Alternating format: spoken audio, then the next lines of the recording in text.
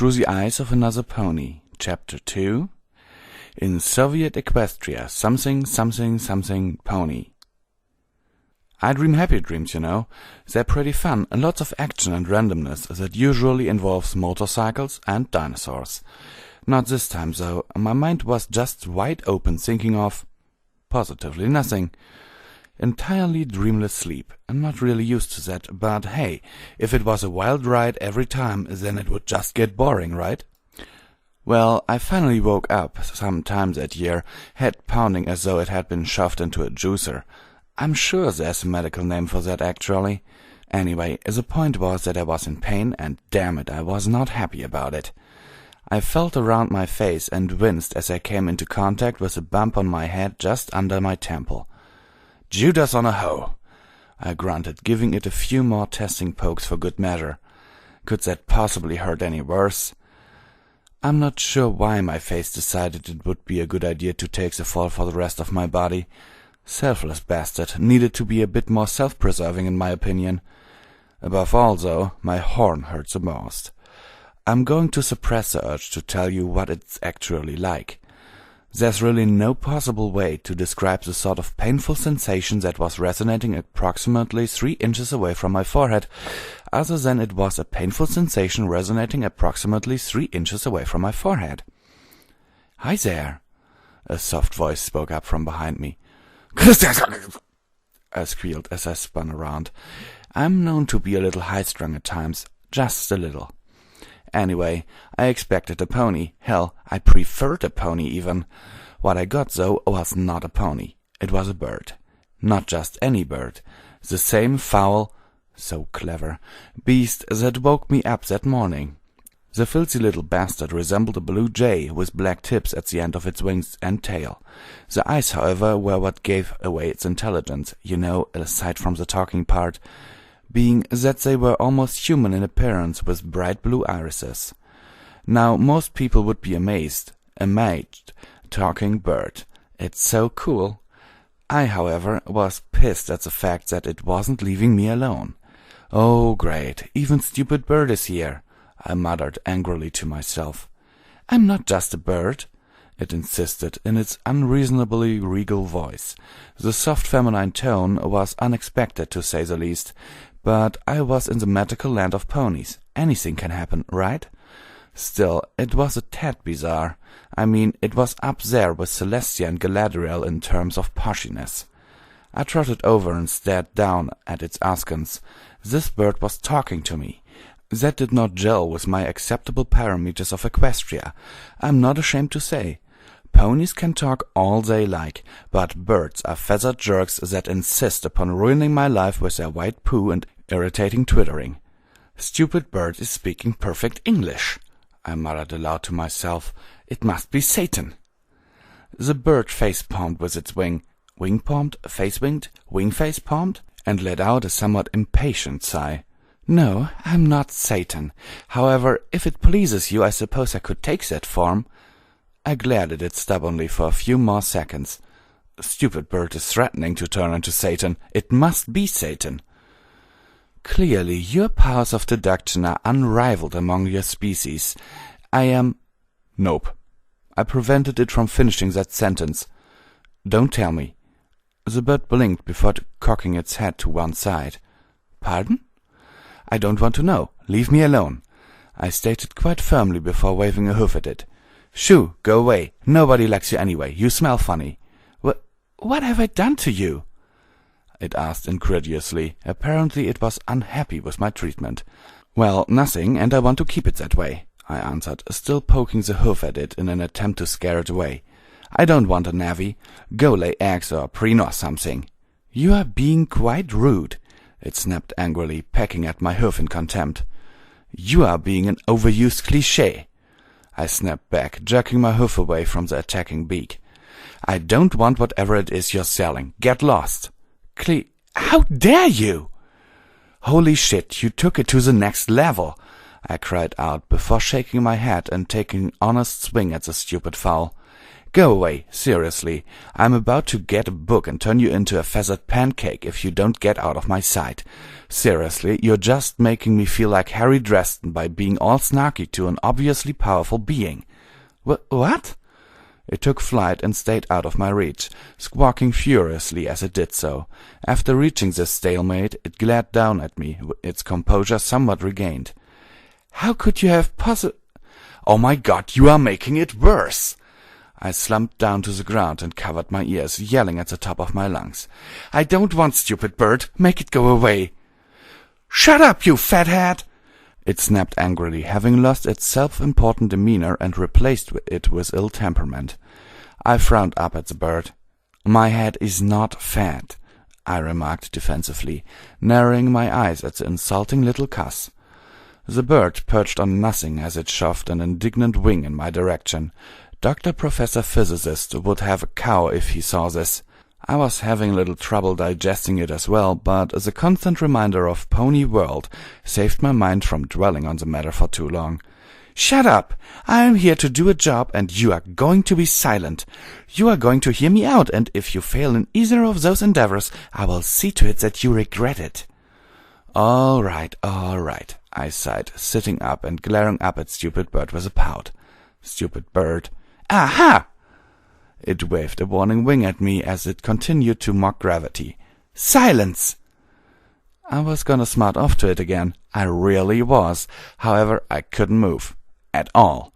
That made me very disposant and served to further my suspicions. I couldn't even lift a hoof to scratch my nose. Thanks Celestia it didn't begin itching or anything. That would have been a nightmare. Good, said Stupid Bird in a satisfied tone. Now I need to awaken the latent... And then I stopped paying attention. You might be wondering why I'm acting like such an ass here. Well, there is a legitimate reason, I assure you. No, seriously, let me lay this out for you so that you can understand where I'm coming from. Stupid Bird was the same Stupid Bird that woke me up at the crater, so it probably had something to do with my presence in Equestria, squee, even if it was not directly responsible. Stupid Bird was likely not from Equestria, or at least was able to observe other worlds, if not straight up go to them. How do I know this? Because Stupid Bird understood the reference to Satan. Why is that important? Because that's a concept understood by those on Earth, not Equestria. So here's what we know so far. Stupid Bird is related to my presence in Equestria and has otherworldly knowledge at its disposal. You are the last line of defense in... Oh, right. I forgot just how long this went on. What was going through my head at the time was pretty irrelevant, so I'll not bore you with that.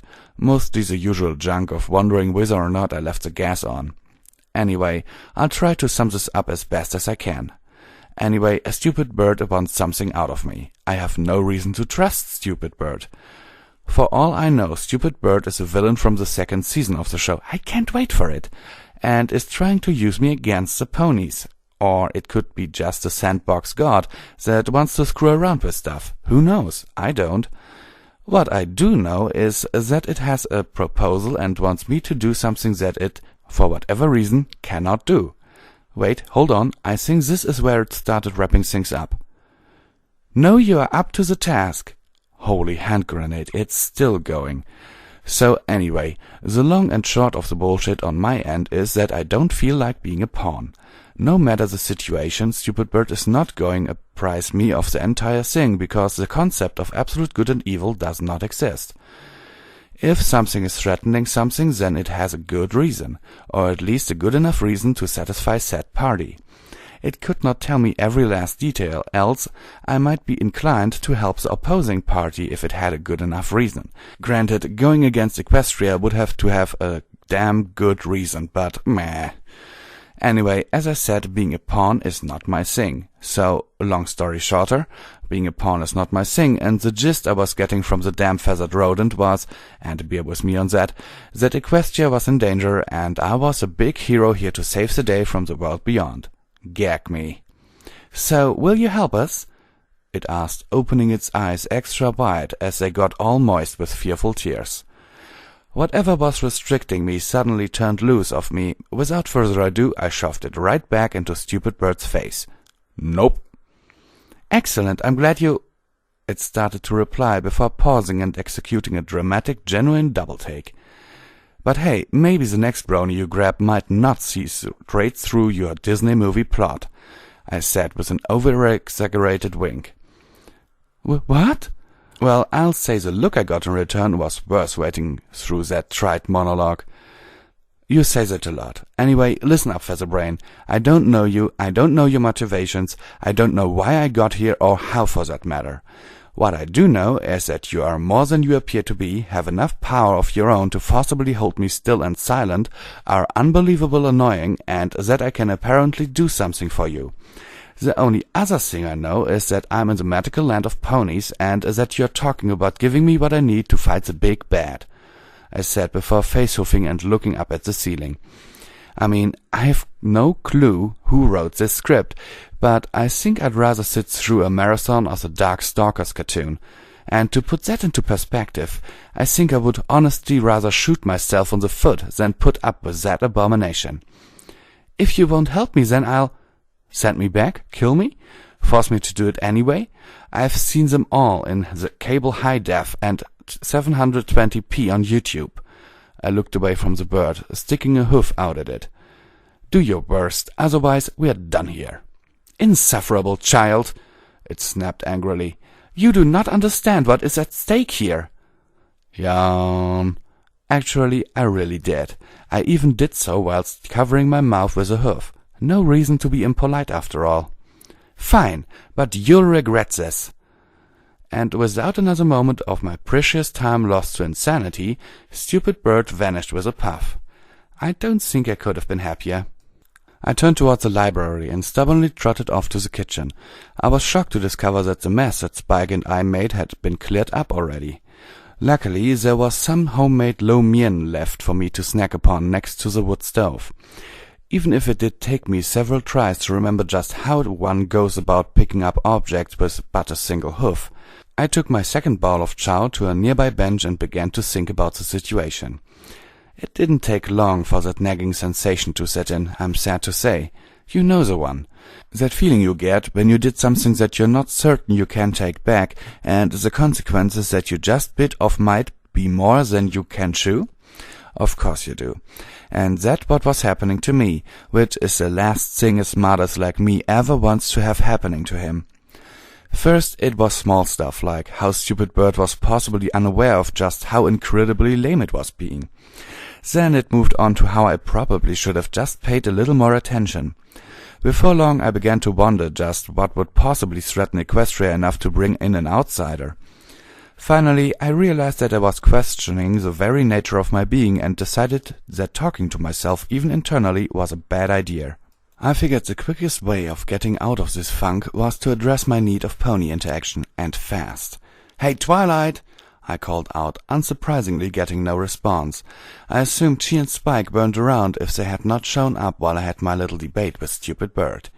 Still, I found myself a teensy bit sad. Twilight was no longer within yelling distance, and that killed most of the plans I had for the rest of my day.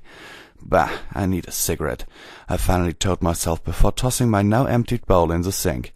I made it about 2 steps before looking back at the sink and sighing. Yeah, I know, and I'm a gracious bastard for it as well. I cleaned the bowl and spoon, dried them off, and put them away. This time I kept myself from panicking when the cigarette lit itself. It was crazy. A little shiny red glowing ball of flame just silently erupted from my horn and floated to the tip and popped into nothingness the moment I inhaled to light it. Groovy, I murmured, pulling out the cigarette and inspecting it. Oh yeah, magic did not suck. Not in the slightest. As I put the cylinder back where it belonged, between my succulent lips, no homo, I began to just relax and take in the beautiful sights of Ponyville, the incredibly bright green grass, the unassumingly identical trees, even the beautiful hoof-crafted cobblestone roads, and then pink. I know, it's a little girl's world. Still, the amount of pink was borderline dangerous. I mean, houses and kiosks would have secondary colors such as navy blue, powder white, and royal purple, but it all came back to pink one way or another. Hot pink, light pink, neon pink, pinkish red, etc. 1 pink, 2 pink, red pink, blue pink. Pink I was prepared for. Pink Pony, on the other hand, caught me quite off guard. See, when people approach you, there's this event where you notice the approaching party, and because of this, you don't fall on your ass, sputtering like an idiot. That is normal. But oh no, that's not good enough for Pinkie. She's all about the abnormal. Pinkie Pie does what she wants. Why? How the hell should I know? All I do know is when Pinkie Pie approaches you, she just might decide that giving you the friendly goddamn courtesy of trotting up like a decent respectable isn't going to be enough to satisfy her. No, instead she just bloody appears 2 inches from your face. You think I'm kidding? No, I'm not kidding. I'm being as serious as a heart attack, which, coincidentally, was what nearly happened to me. Like I said, I was caught off guard. Oh my God! I yelled, stumbling back onto my plot and gasping for air as I clutched at my chest with a shaky hoof. Hi! She chirped excitedly. I'm Pinkie Pie! I know! I yelled at her, embarrassed that I had just come short of wetting myself in shock. Then her eyes got even bigger, if that were somehow possible, as she leaned closer, which seemed equally impossible. She gasped in shock, as though the revelation of me already knowing her was mind-blowing on a level that just didn't compute. I started to ask. If I had known better, as I do these days, I wouldn't have bothered wasting my breath. Wow, you do! That is amazing! You must be psychic, even though Twilight said you had fire magic, but you must be extra special to be able to have that kind and fire magic. I wonder if you can combine the two, like making ponies feel all warm and toasty in their head. That would be so silly, especially if you don't tell them about it and they'll suddenly feel all warm and for no reason, and it makes them feel really funny. I bet you even have 2 cutie marks. Do you have 2 cutie marks? That would be so amazing, like twice amazing. Let's see! No breath, pause, or period entered that barrage of statements, questions, and exclamations. I blinked before suddenly being yanked off the ground by Pinkie, who proceeded to flip and turn me every which way like a rag doll. I tried to resist. Hell, I tried a lot of things. I'm pretty sure I even shrieked in shock a few times as the world about me tumbled like a dry-on extra floppy. You don't have 2 cutie marks! Twist. I yelled out some profanity. You don't even have 1 cutie mark! Flip. I paused here to prevent myself from throwing up. Wow, you're really old to not have a cutie mark! Turn. Insert the shouting of crude obscenities. Wait! Your cutie mark should be not having a cutie mark! You would be like so special! Because every pony has a cutie mark! It would be so cool if you never got one! You could be all like... When Twilight told me that Earth ponies were exceptionally heavier and stronger than other ponies, I had no clue just how much stronger we were talking. I might as well have been made of floppy doll parts. None of my struggles even seemed to garner her attention, and I was kicking and screaming something rather fierce by this point for all the good it was doing. Luckily, though, she gave up after a few more seconds and set me down on my feet. I promptly stumbled about before sitting back down. The world seemed to have missed the memo that notified everything that I was no longer spinning. Either that, or I was that dizzy. It's not as though I could really tell the difference. No, I really couldn't tell the difference. Oh well, she chirped brightly before picking up the cigarette that I had dropped. Oh, what's this? You had it like this. This is right? She inserted the proper end into her mouth and smiled at me ecstatically. I might have overreacted.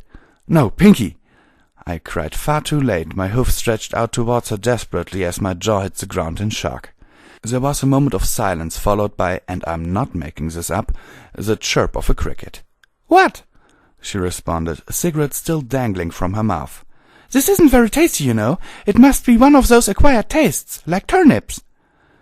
I blinked, closed my mouth, and blinked again before picking myself up off the ground. It took a couple of tries. I was still dizzy as a drug addict at the Burning Man event. May I have my cigarette back? I asked after I finally managed to stand up.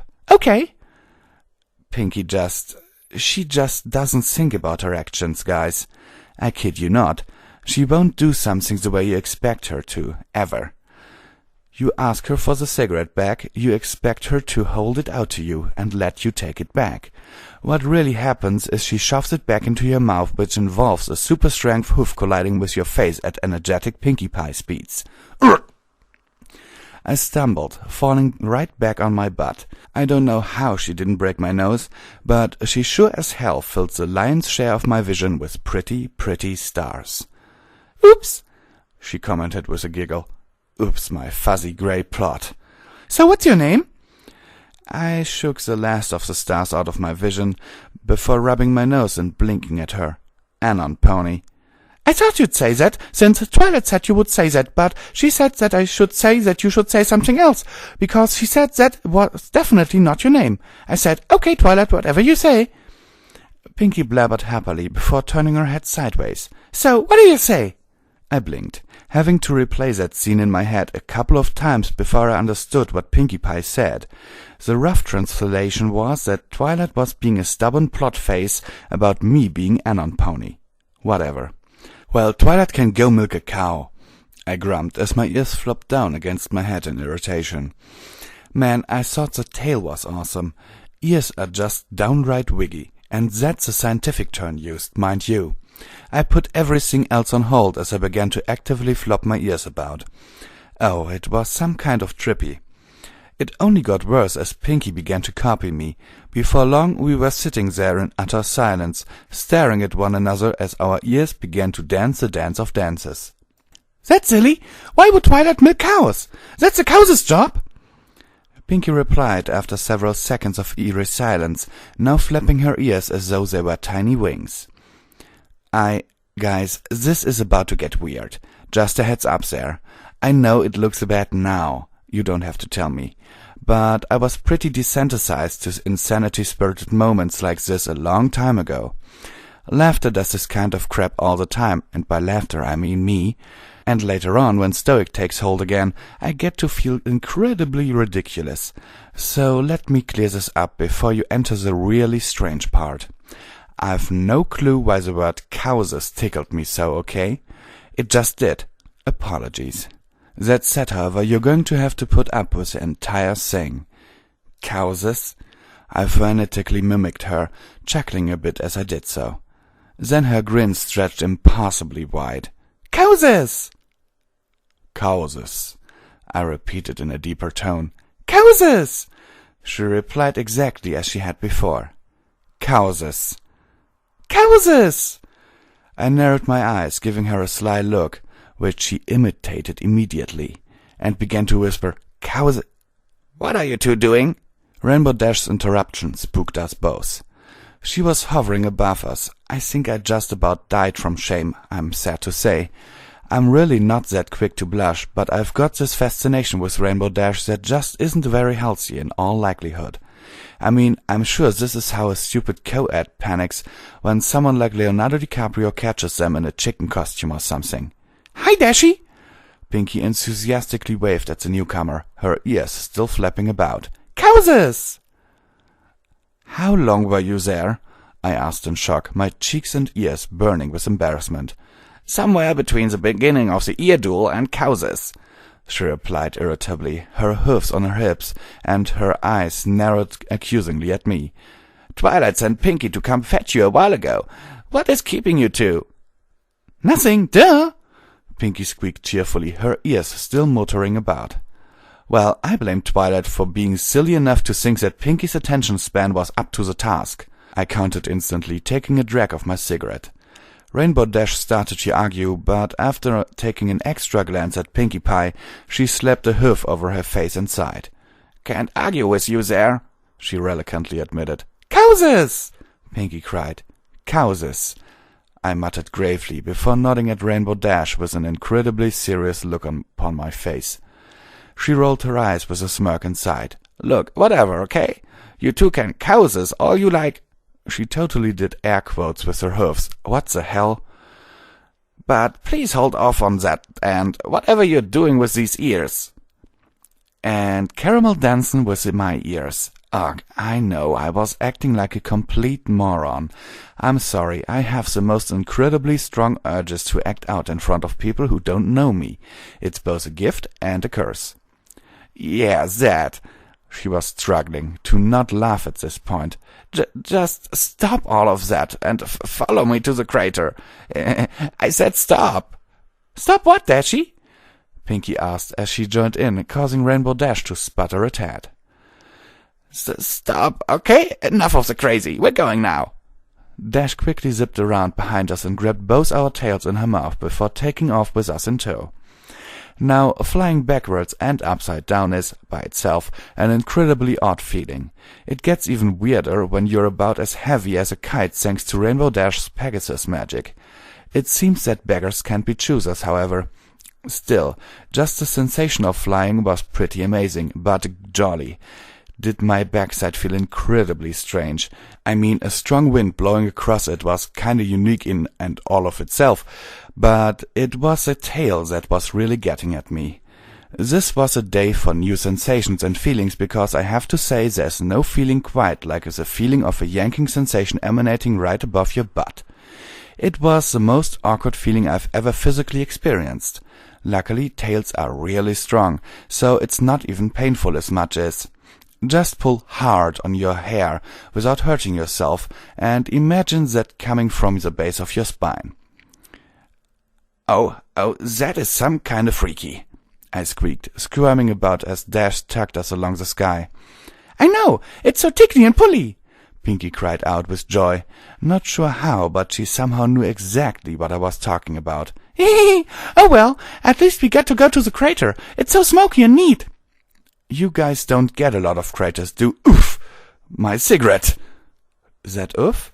That was Rainbow Dash flying along and smacking me into a low-flying cloud that was indeed solid enough to jar me into dropping my smoke. The damn equestrian physics were blowing my mind. I'm fairly certain that wasn't how it worked in the show. Nope, first Ponyville crater. Pinky shook her head, still smiling broadly. I spared a moment of attention to lament my poor falling Marlboro before looking back at Pinky with a sigh. So, what's up? Is there going to be a huge party or something? I asked sarcastically. Yeah, she answered anyway before poking a hoof at my face. We are going to name it after you, but you don't have a name, so we'll have to call it No Name Party. That sounds like an untrustworthy political group, also known as a political group. I sighed as I checked over my shoulder impatiently. Luckily, Rainbow Dash's speed in the show was not an exaggeration, and within the few following moments I could see the crater. There was this rainbow palette of colors surrounding it, and as we approached, I realized that the palette was actually a crowd of candy-colored ponies. We touched down just on the edge of the square, and by touched down, I mean dropped a few feet off the ground and landed unceremoniously on our faces. This didn't seem to bother Pinky in the slightest. In fact, she kinda just bounced off the ground and onto her hooves. Now, I've got your average amount of agility and pretty good sense of balance as a human. As a pony, though, I tend to smack into things. Sometimes it's the other way around. And just take it like a champ. After picking myself up, dusting my coat off, and giving Rainbow Dash an irritable glance, we approached the group. Ponies of so many colors, I had to contain my inner squee as I gazed at them. So many I recognized. Roseluck, Berry Punch, Carrot Top, Daisy, Lyra, Bonbon. It made me get all fluttery in the gut. I played it cool, though, and pushed through their numbers with Pinky and Dash. I guess we're looking for Twilight, right? I commented as we touched the edge of the crater. It smelled a tad acrid, but wasn't overwhelming as much as it was just annoying. Yup, Dash replied as she swung her head to and fro in search of the magical savant. Well, I'm not, Pinky cried exuberantly. Dash and I both looked at each other before glancing at the party pony. Why not? Because I already spotted her, that's why, she explained to us as though we made no sense whatsoever. Duh. Well, once again, rather than do the expected thing of pointing her out, Pinky instead had her eyes shut and was bouncing her body side to side to the rhythm of a beat that only she could hear. Well, Pinky, she's sort of waiting on us, Dash pointed out impatiently as I nodded. Oh! Pinky exclaimed, blushing a tad. That was surprising. I was all, holy crap, did we just get through to Pinky? As soon as that thought went through my head, she dispelled that illusion with a swift motion. The swift motion consisted of grabbing me and standing on her back 2 hoofs as she lifted me over her head. She must have had amazingly super pony strength or something, because I figure I'm not very light. Males are rather consistently larger than females, and I was no exception, other than the fact that I might even be a little bit bigger than average male as well. "Gah!" I cried, desperate for something to hold on to, as I was swung through the air. "Twilight!" Pinky hollered across the crater. "I found the fire pony! The one that caused the crater, right? He doesn't have a name, so I've been calling him No Name. I think that's what we're going to call him for now, since you said he can't be an pony. You said you wanted to see him, right? Also, he's pretty heavy. I wonder if he eats a lot." Well, shit, Pinky. Why don't you give everyone my social and date of birth? Since we're in the business of divulging personal information, I thought to myself with a face-off. From the higher vantage point, I could spot Twilight standing next to Applejack. Both of them looked rather irritated with the Pinky PA, and I couldn't blame them. It didn't take me long to figure out just how bad that was going to sound to the rest of the town. "Oh, hi. Brought the jackass that turned the center of town into a big fat hole in the ground." Whatever. Since I may as well have been holding up a damn sign that said, "I did it and I'm not sorry," I might as well go all the way. Okay, maybe not all the way, but I did light a cigarette menacingly. To my amusement, the audible pop scared a couple of nearby fillies. That made it taste better. "What is that?" Dash asked, her eyebrows lifting curiously. "That's his smoky treat," Pinky explained happily. A smoky treat? Close enough. Twilight and Applejack made their way around the crater as the crowd began to back away from me. At first I was able to explain it away with a cigarette, but before long I could hear whispers. My gut reaction to that sort of thing was to become offended and indignant, but I swear to God they started coming up with irrelevant nonsense. Stuff like, "Just how looks the way he keeps his mane, so uncouth," and "Look at the," not making this up, "sinister way he breathes smoke like a dragon." But the best one by far was, "He doesn't even have a cutie mark." Such a pure example for the children. I began laughing. These ponies could talk some serious shit. I couldn't believe my ears. I mean, half of me was insulted and offended as hell, but the other half was marveling at the fact that my mane was so uncouth that comments were not only warranted, but enthusiastically seconded by those nearby. I was both baffled and entertained. Still, the novelty quickly wore off as the ponies continued to put distance between me and them. I admit I was starting to get more irritated and less amused as the horribly tame slurs were getting louder and more brazen. That is, until there was an intervention.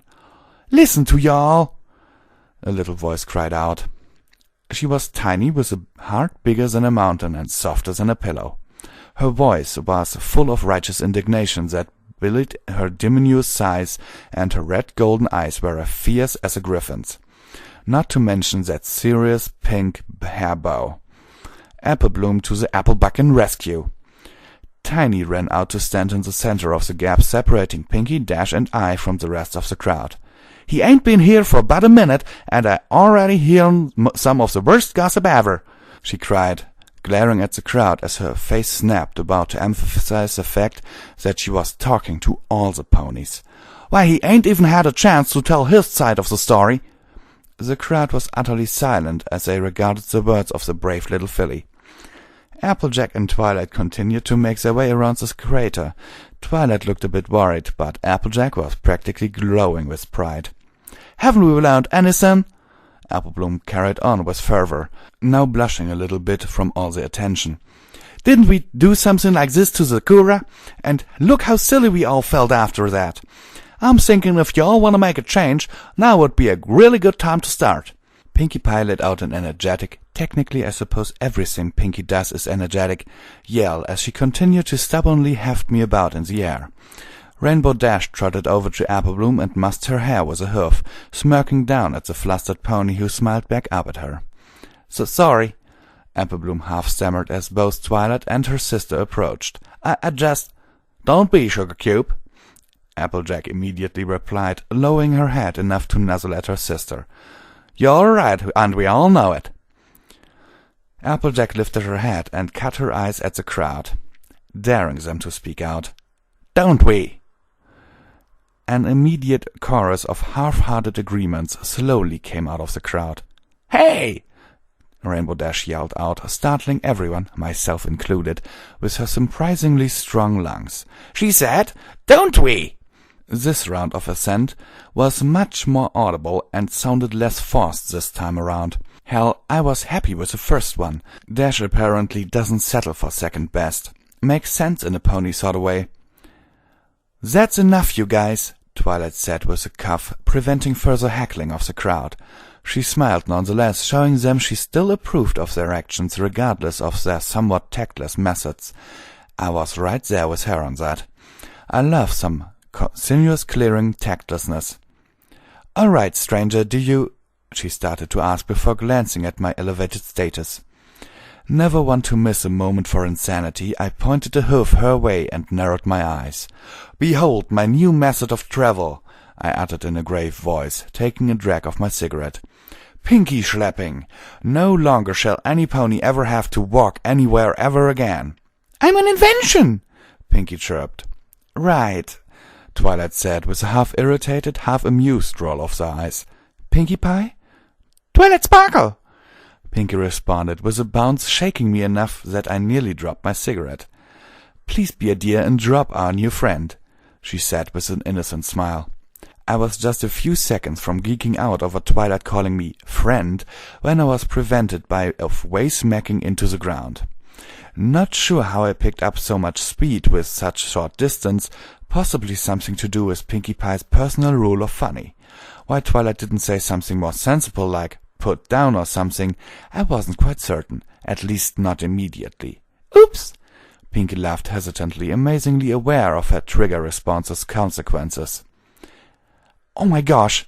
Applebloom cried in shock, running over to help me up. "Are you okay?" Applejack's sigh landed somewhere between exasperation and mirth. Rainbow Dash did what Rainbow Dash does best when observing the misfortune of others. Laugh her flank off. At me. "This here is my heart breaking." And then Twilight gave herself away. "It's all right, Pinky," she said with the barest hint of a laugh. I pulled my head out of a pony-shaped dent in the ground and glared up at the purple mare. "You did that on purpose." "Oh, whatever do you mean?" she asked coyly, holding an innocent hoof over her mouth. "Is this normal?"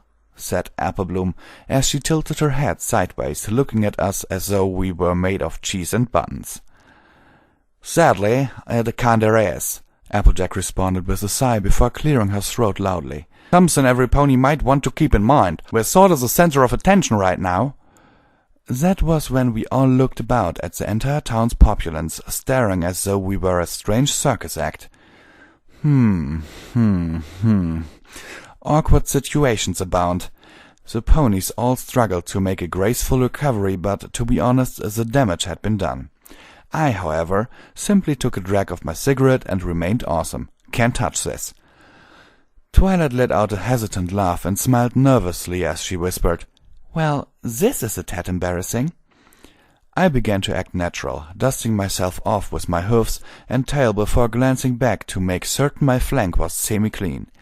That's when I noticed the smoke from the crater gradually shift from your typical smoky gray to a shimmering violet. I stared at it for a moment before glancing back at the others, who were still preoccupied with the town staring at us. I glanced back at the smoke as it began to swirl about, slowly coalescing above us. I decided I would set up for a dramatic reveal, because my priorities are in the right place.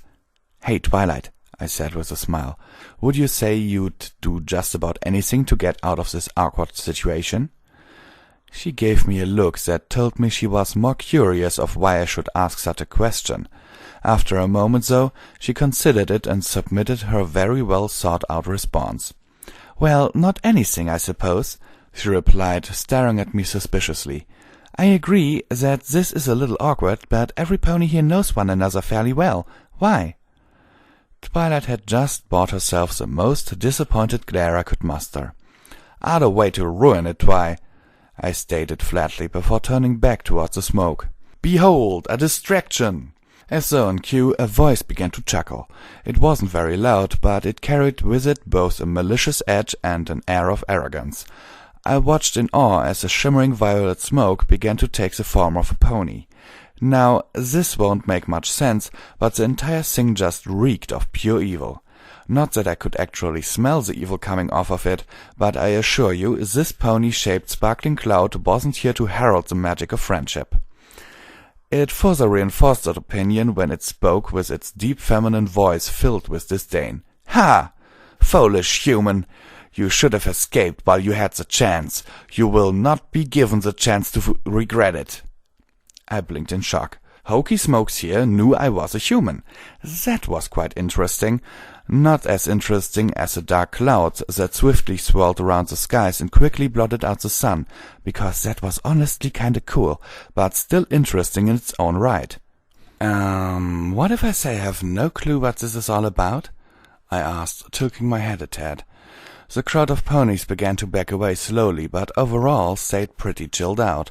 The girls, however, were all looking at me as though I had just nominated myself as his chief spokespony, like I wanted that or something.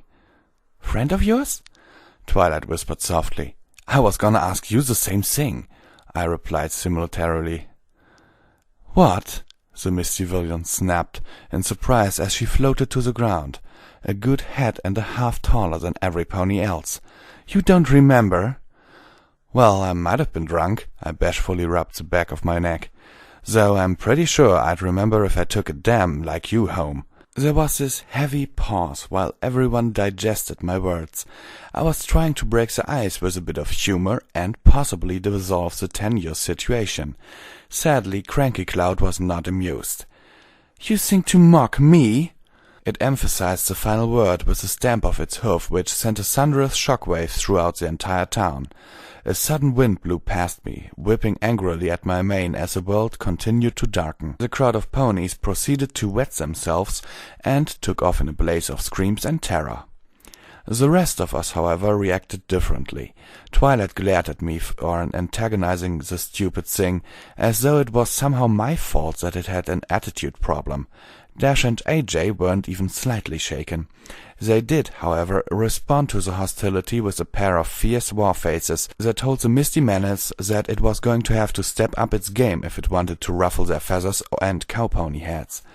Pinkie Pie said something about awfully strange weather and began to squint really hard at the scary purple sparkly pony. Something about trying to look at it a different way. Hell, I'm not going to contemplate it. It's bloody Pinkie Pie. What is it?" Applebloom cried out, hiding behind Applejack. "I don't know, but I think it needs a nap," I said with a large smile. Twilight kicked me with a forehoof to let me know that continued aggravation of the cloud of crankiness would result in beatings. I wasn't sure what the big deal was.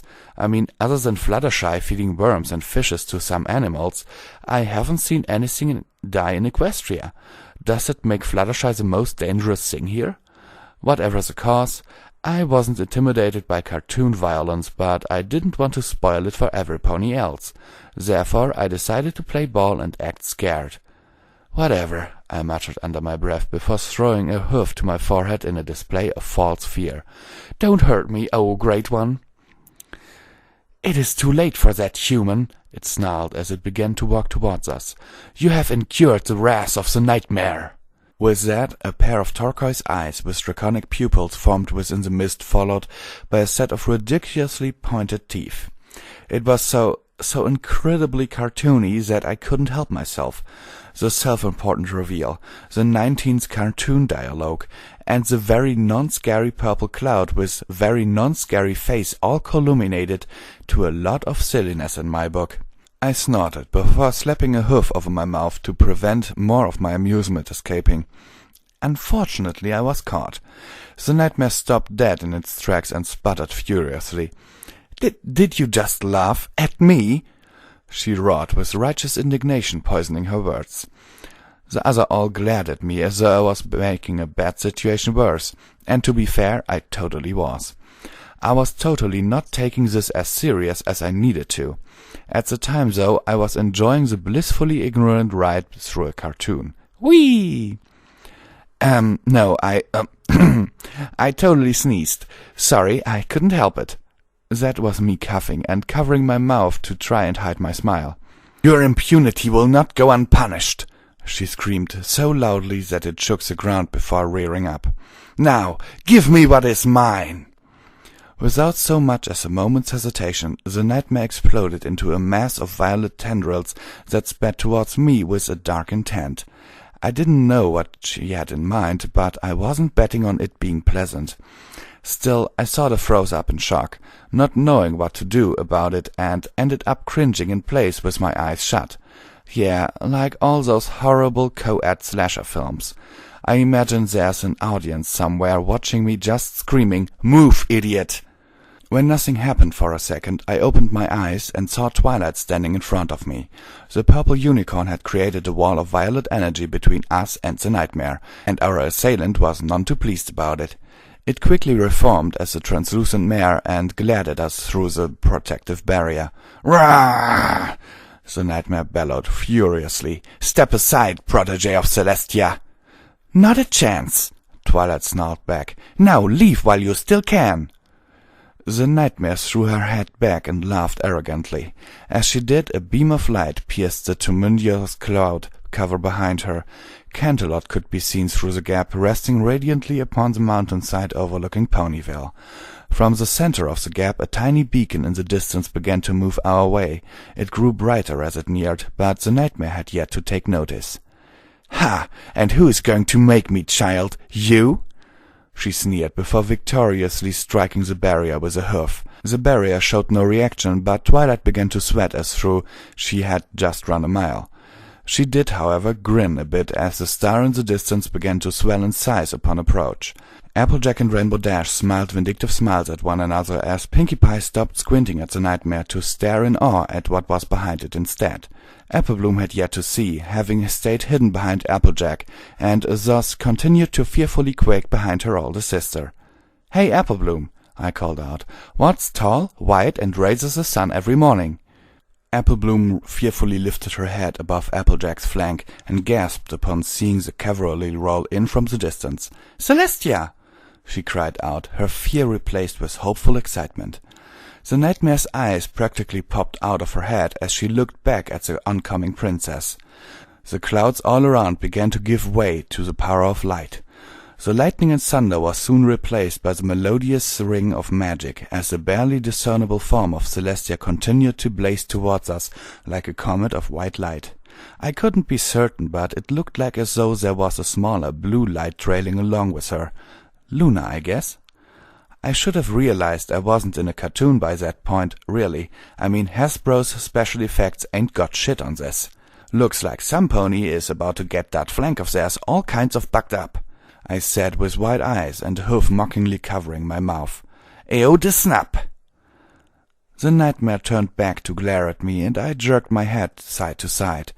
If looks could have killed, I would have exploded, and then each of the pieces would have been stabbed with ice pricks. Fortunately for me, that was impossible. At least I think it is. One can never be certain when magic is involved. With that, a long unicorn horn sprung out of the nightmare's head, and with a swing she stabbed at the shield. Amazingly, it was not only pierced our protective pinkish-purple shield, but Twilight passed right out on the spot. And not to go off on a tangent, but I caught Twilight. It wasn't even difficult. I just sort of stepped over and let her fall into an outstretched hoof. Why they couldn't have done that for me and saved me from the pain and anguish, I'll never know. But there it is. Ponies are lazy. "Well," I said with a blink, staring up at the nightmare as the shield began to evaporate. "This is awkward." "RD, stop!" I heard Applejack cry out as a spectrum-colored equine zipped right past my face. "Hey!" Rainbow Dash soared up to the nightmare and landed a kick right in her face. "No pony messes with my friends!" The hoof-to-face caused the nightmare to dissolve into her dreaded columns form before swiping back at the brave Pegasus with a tendril. "You will have to do." Dash dodged back from the attack, but her tail got caught in the process. She registered that she was probably in danger and tried to fly away, but the nightmare wrapped its smoky tendril around her tail and yanked her back. Out of pure instinct, I jumped forward and caught hold of my idol, dropping Twilight on the ground, which was sort of poetic justice. "It's got me!" Rainbow Dash hollered fearfully, clinging back at me. Like we hadn't noticed or something. Still, I'm fairly certain losing Rainbow Dash would have resulted in a breakdown on my part, so I was more interested in holding on than verbally rebuking her for making obvious observations. The nightmare tried to shake me loose, but I held on tight. Rather than play tag-o-dashy, she began to lift off with both of us. I made a noise of general panic, but it was quickly followed by a squeak of surprise when I felt something grab hold of my tail. I looked back down to see my tail in Applejack's mouth. She tucked her hoofs into the ground and yanked us all back down, and I swear, I think I was stretched a foot longer than was natural. I almost expected me to make an involuntary rubber duck noise or something. "I want to come too," Pinky declared happily, somehow able to enunciate perfectly with Applejack's tail in her mouth. Let's go, let's go!" Just then a thin beam of light zipped past us all, nicking the edge of Mademoiselle Misty. The nightmare let out a furious shriek in response, and we all looked to Celestia getting ever closer. One way or another a resolution was about to arrive to this situation. "Not yet!" The nightmare hissed furiously before turning its attention back to us. "Soon, Celestia!" I gagged at the stereotypical line. The nightmare decided to play it smart and simply grabbed hold of our quaint little pony chain before turning away from Celestia and flying off with us in tow. Unsurprisingly, Pinky squealed in utter delight as soon as she was airborne, flailing about with zest. I wanted to get on her case about being serious, but not only would that have been hypocritical of me, it would have also been quite pointless. Poor Applebloom got left behind, having not been quick enough to add herself to the chain of equine conjunction. "Help! Some pony help!" the powerless filly shrieked, fruitlessly as the nightmare took flight. I continued to cling to my Technicolor donkey as we took off, genuinely afraid for the first time. Smokey the mare wasn't moving very quickly, which seemed to scare it senseless. Personally, I blame them weighty earth ponies full of sweets and apples. "Get off of me!" Dash hollered at the nightmare, kicking at it angrily to no avail. The nightmare suddenly enveloped us, and all we could see were violet clouds, stars that didn't exist, and more sparkles than in a Twilight movie. I kinda had a panic attack. So many thoughts were going through my head. Oh my god, is this serious? Holy shit, I'm hugging Dashy. AJ can stop tugging on my tail any time she likes. Where the hell is Celestia? My train of thought was interrupted by the muffled sounds of a certain orange farmer pony trying to yell at me. It was right about that time Rainbow Dash suddenly went limp, and I was way too distracted to think about anything other than panicking. When I didn't reply, she repeated what she had said and gave my tail an extra hard jerk. She had my attention then, along with my ire, and an urge to bug her one upside the head. Whatever it was she was saying, I was only able to discern that she was ordering me to do something. Not sure why, but my tail is all kinds of fluffy for some reason, and it did a good job of preventing her from getting me the message. "What?" I called back, looking at Applejack in confusion. She rolled her pretty green eyes and spat out my tail. "I said that you had best not let go of her. And why in tarnation does your tail taste like sweet tea?" Awkward.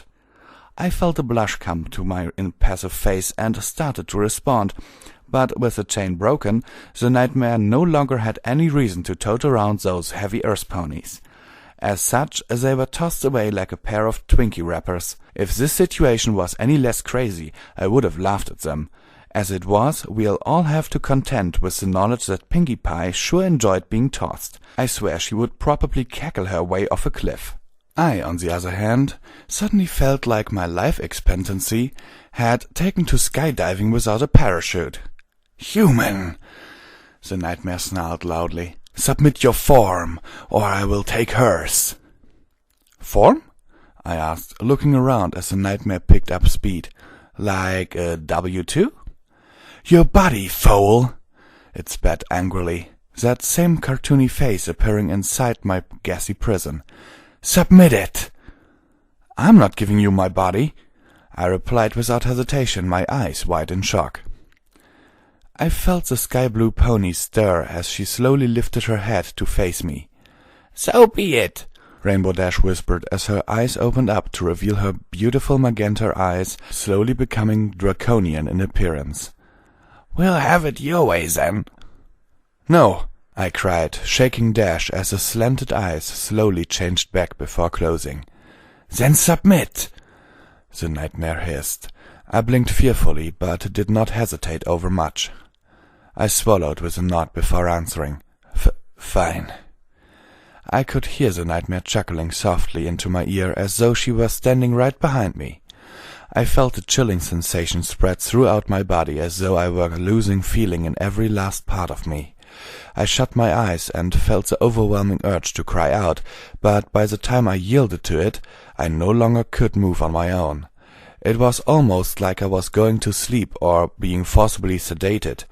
Only my heart was pounding as though it were going to jump right out of my chest.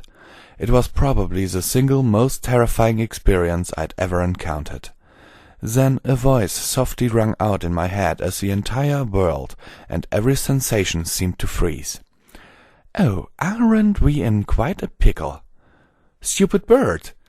My memory put the voice to the feathers, and I was a lot more excited than I should have been. Now it should be said that there is probably something wrong with me, since my first reaction upon hearing a voice in my head was to exclaim enthusiastically, "You remembered, I'm touched."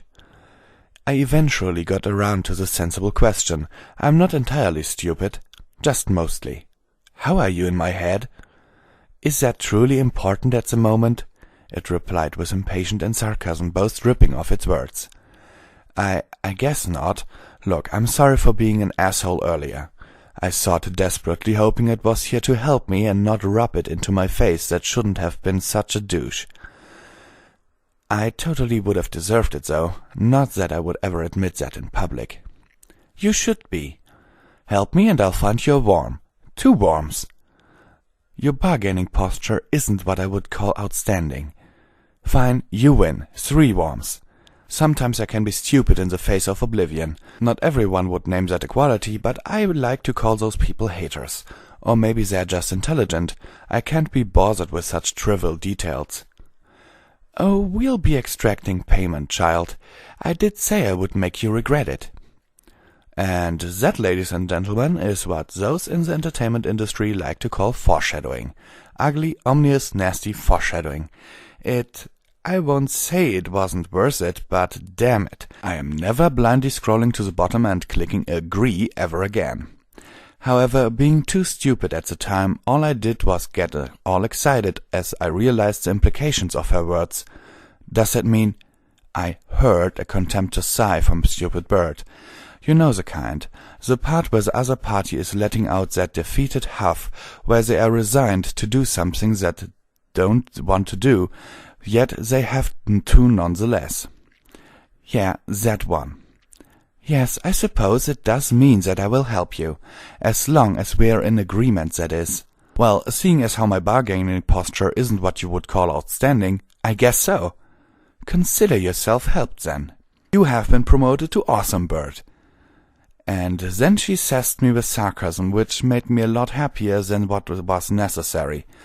Your generosity truly knows no bounds. Are you prepared? Totally. How we do? We don't do anything. You sit there like a slack-jawed moron. I'll do the rest. You just had to slip that And without any so much as a moment's notice, time was suddenly back on track, and I was back to being entirely helpless. The nightmare's dark laughter began to rise in zeal as the edges of my vision began to fade out. Your selflessness is admirable, human, the nightmare whispered soothingly. I may show a modicum of mercy to the equestrians for your act of sacrifice. Cliché villainy. Just before blacking out, I felt a painful burn sweep throughout me like a rush of flame originating from within. I caught myself on the edge of consciousness and began to struggle in every way possible I could as the incredible acute pain extended to every part of my being. I do remember it hurting so incredibly much that I wanted to scream, but I couldn't even draw breath of my own volition at the time. I'm not sure what it was inside me, but it was white hot, and it wanted out something fierce. I didn't know how to give it what it wanted, though. "What are you doing?" the nightmare asked, its voice now uncertain. I felt the pain ease a bit as I discovered that I could speak again. "Hot!" I croaked, my eyes wide with pain and confusion. As I spoke, though, I caught sight of a few wisps of flame trickling out of my mouth. The pain slowly drifted out of me, but the fire inside was still there. It burned hot in my chest, but if I had to call it anything other than freaky, I'd have said it was empowering. What shortly followed was not what I was expecting to happen in the least. "Stop!" the nightmare ordered, my entire form shuddering as she tried to exert her will over mine. "I command you!" "Oh," I murmured, now in complete control of my body. "Well, since you asked so nicely." And then I released that fire within me. I'm not sure I can say how, other than it was just what felt natural. I somehow just knew, I guess, what would happen next. The idea of knowing without actually knowing is crazy, right? Muffins. Regardless of intention, knowledge, or what have you, my captor suddenly caught fire, including everything that had me and Rainbow Dash all wrapped up. "Deceiver!" it shrieked in agony as it dropped us on the ground. Side note, flying incredibly fast and then making a full stop just before losing all inertia and momentum was an amazingly bizarre sensation. Not tail-pulling bad, but yeah, it was pretty funky. Our drop wasn't long, and I really couldn't even tell where we were. All I knew was it was about 10 feet until pony-to-ground collision, and that the nightmare was soaring off into the distance, screaming hysterically at me as it continued to put distance between it and Celestia. The only reason I was able to pay it any attention was thanks to the fact that it was on fire, burning as though it were made of butane or something. More equestrian non-physics at work, if you would. Out of instinct, I grabbed hold of the unconscious Rainbow Dash and braced for impact. I made a whiny sound of fear as we plummeted. I'm fairly certain it wasn't going to kill me, but that doesn't mean I was in a real big hurry to see what it was like to jump off the top of my house and to land on my back. Luckily, I didn't have to find out that day, as we were caught just before impact by a tiny whirlwind made of gentle, glowing white breeze. I looked about frantically at the small white wisps tantalizingly spinning around me as they gently set me on the ground.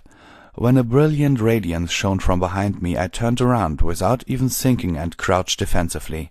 I clutched at the still KO'd Rainbow Dash with one forehoof as I prepared myself for another fight. With the adrenaline still pumping in my veins, I nearly lashed out at the source of the light before even pausing to consider my actions. A soft, easily recognized voice helped me to cool my heels, though. "Easy, my little pony," she said as she approached, her incredibly bright aura dissipating to a gentle, regal glow. "You are safe now." "Celestia?" I murmured before smiling up at her. Before more words could be exchanged, a brilliant white-blue streak of light rocketed right past us, carrying enough wind in its wake to knock me over. It swerved upwards as it chased after the nightmare, even though it was barely a flicker in the horizon at that point. "Stormwing!" Celestia shouted in an entirely non-comforting tone. The streak of light came back. "Yes, princess," he acknowledged loudly. His voice was both incredibly strong and intimidating. I don't associate intimidating with ponies, typically, so you know it had to be unmistakably intimidating for me to say that. I didn't get a close look at him due to him having covered at least 20 stories worth of height in that short time. Still, I was able to make out an almost white Pegasus up in the sky with a steel blue mane and tail. "Get back to Canterlot," she ordered. "Warn Luna and muster the Sky Archons. I want a pair of Archons at every town and city before nightfall." There was a very noticeable moment of hesitation before Stormwing took off, a streak of honest-to-God lightning trailing after him. I did as stupid bird ordered, standing there like a slack-jawed moron. That Pegasus was officially cool. He's got lightning. Real lightning. What happened? Celestia and I stared at Dash as she stirred awake, still being protectively held in my hoof. Oh, I had such an urge to drop her right then and there, out of a childish need for vindication, against the time she let me hit the ground. I, however, am a bigger pony than that. She opened her very non-draconian eyes and blinked them a few times lazily before getting her bearings.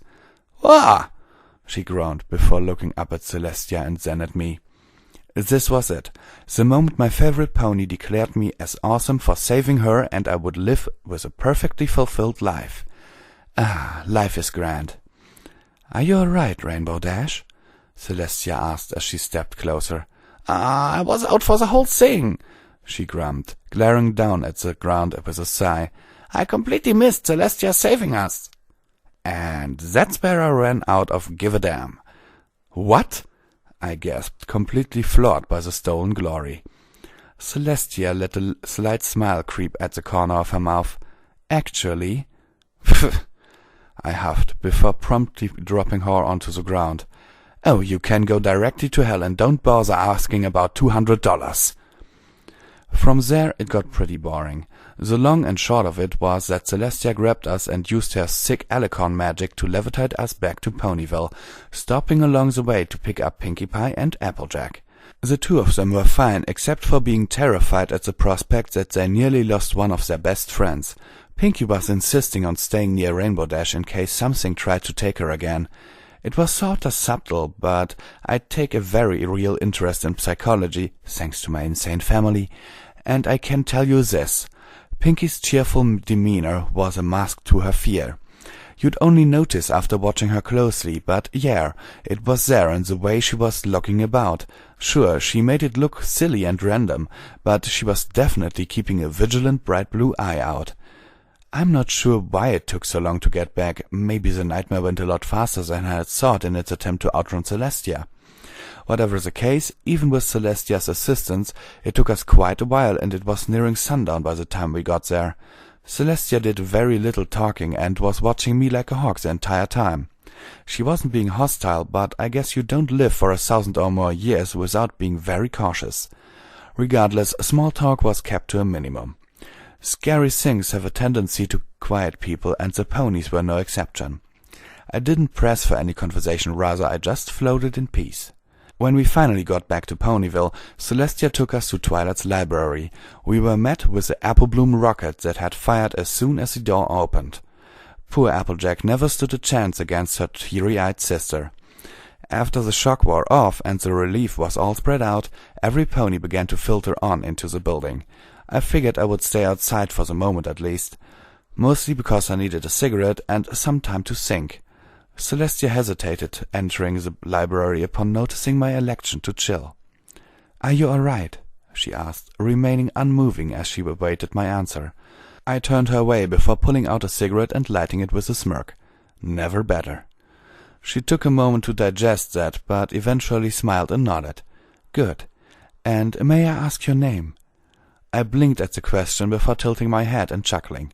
Well, Pinkie has been calling me no name for now, so, that'll do for now. Twilight said I can't be Anon Pony anyway. She seemed a mite confused at first, but eventually closed her eyes as she let out a soft laugh. "I see. I won't press for more at this time, then. After all, were it not for you, Rainbow Dash would have been captured, and as a bearer of the element of loyalty, all could have been lost. Thank you."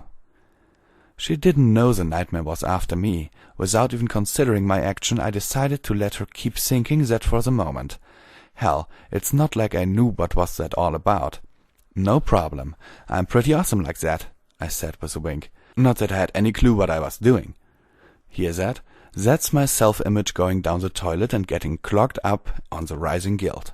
I can lie with the best of them, but every time I do, let's just say my conscience is pretty hardcore about whipping me into line. "Still, I thank you," she said softly before turning to go inside, pausing to ask one last question. "Where are you from? What world, I mean?" I blinked a few times as I digested the question. I figured one fib was enough and simply played it straight. "Huh, I doubt you've heard of it. It's called Earth. How'd you guess anyway? I figured you couldn't tell what I was calling me your little pony and such." She paused just outside the door before glancing back at me. Her face was impassive at first, but she let one last comforting smile show before looking back into the entrance of the library. That's because you are, my nameless newcomer. Welcome to Equestria. And then I had a fangasm.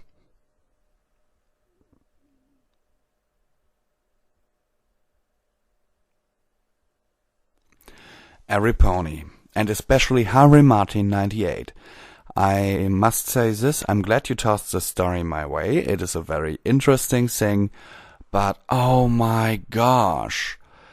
First chapter recorded 2 times. Second chapter recorded 2 times. Why did I do this? Because, oh my god, I fucked up so often during this thing, and I'm not making this up. I actually fell off my chair several times while reading this because I got a coughing fit because of laughter. Okay, that said, I like the story so far. Let's see how it will continue. Sincerely yours, Visual Pony.